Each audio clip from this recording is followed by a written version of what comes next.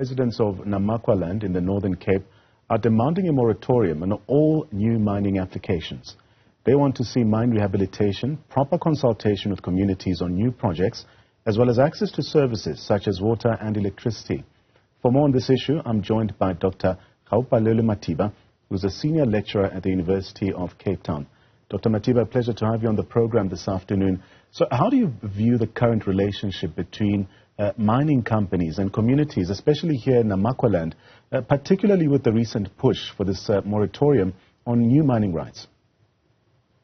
Good afternoon, Nhlanhla, and greetings to the listeners of Newzroom Afrika back at home.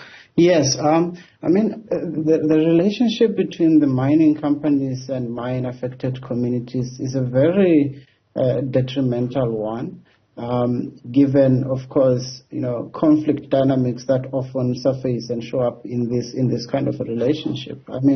You would remember that in 2018, the South African Human Rights Commission occasioned a report, and that report just, evidences various, socioeconomic impacts and risks that, these mine communities subject these communities to. So the relationship is is one of hopelessness, is one of detriment, is one of exclusion, is one of many other sorts of bad things that one can ever get to imagine, exploitation and all that. So it's so unfortunate to be witnessing this. So with this context in mind, what are the primary legal rights and responsibilities which are held by both the mining companies and also these local communities concerning the land use and resource extraction in the country? Yeah, and so this relationship operates in a very complex and myriad of legal provisions. I will be very brief. I'll start by the Constitution. The Constitution provides two key provisions that comes or that immediately gets triggered at the instance of the mining companies having to conflict or to have a tension with mine communities. One is Section 25. Obviously, is all about property rights. And in this case, we are speaking about informal land rights of these mine affected communities. The second most affected is obviously Section 26, which is housing, which is also immediately affected when these communities get to be displaced and get to be evicted from their informal land and their communal land. And of course, there are other host of other constitutional rights. But apart from the Constitution, there are two critical statutes that relate to this scenario or phenomenon or relationship. The first is the Interim Protection of Informal Land Rights Act, that is, briefly known as IPILRA, which regulates the tenure security of people who occupy and use land under customary law.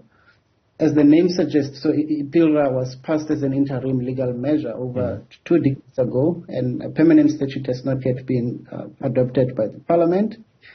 And then IPILRA requires that no person with certain informal right to or interest in land may be deprived of such rights and interest without first obtaining their consent. The correct interpretation of this provision is that consent must be treated as a precondition to prospecting or mining operations. The second statute is the Mineral and Petroleum Resources Management Act, what we all know as MPRDA.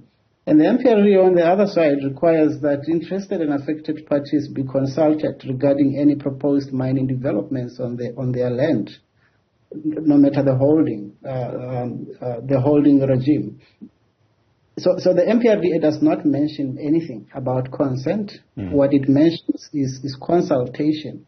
So it would therefore appear that these two statutes provide for two different and somewhat conflicting standards in terms of engagement. One just requires consultation, and the other statute just requires consent.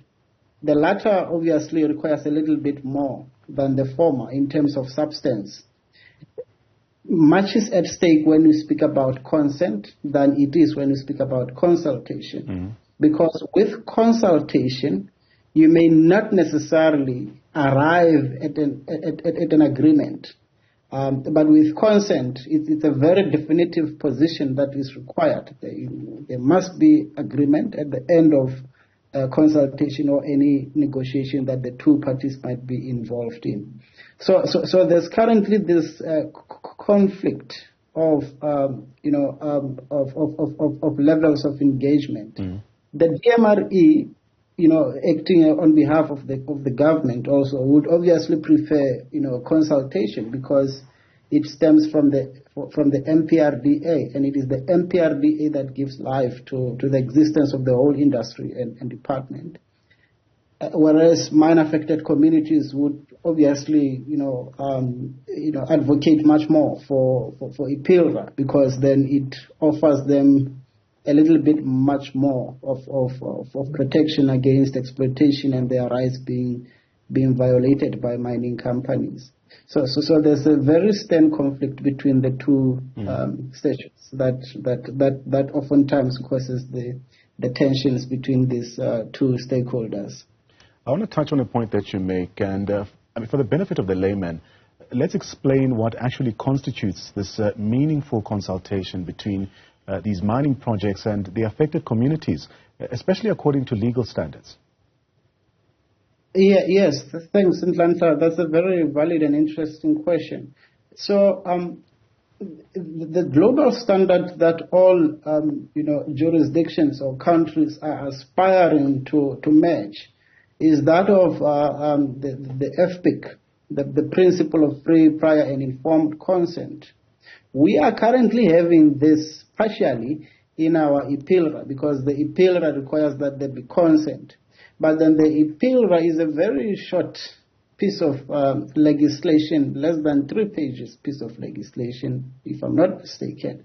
So it doesn't really get to touch on the nitty-gritty issues as to how exactly the FPIC principle as a form of meaningful consultation and engagement is to unfold in practice.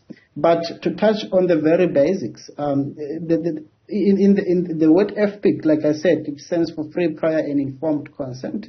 The first connotation of free, it basically means that the consent must be given by the community out of its own accord.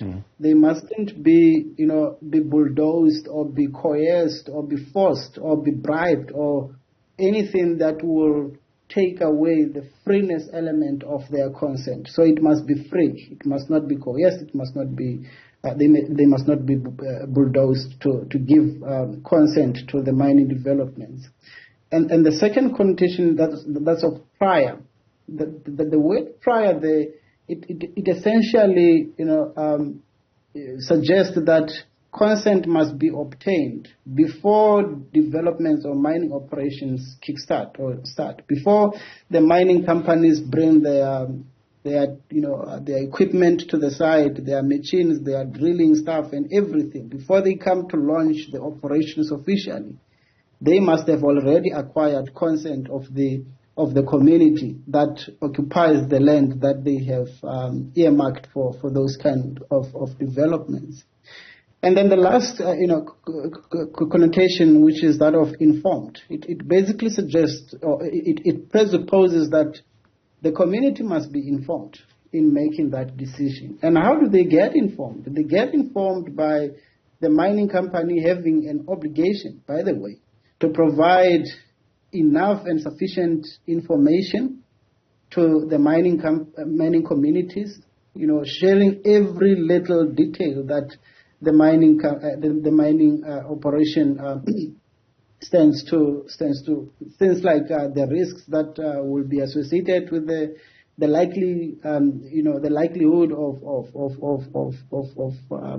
risks, socioeconomic damages, and issues that may flow from those developments, what exactly the mining operations will entail, issues of social and labor plans, how is the community going to benefit, and if there are any anticipated issues and risks, how is the mining company going to counter and mitigate those issues, things like that. So that by the time the community is now at a point where they either have to say yes to the mining operations that's giving consent, or saying no, because they do have the right to say no in terms of appeal, at least, then they must be knowing everything pertaining to the proposed development. So that is what basically the connotation informed in the FPIC principle suggests or presupposes.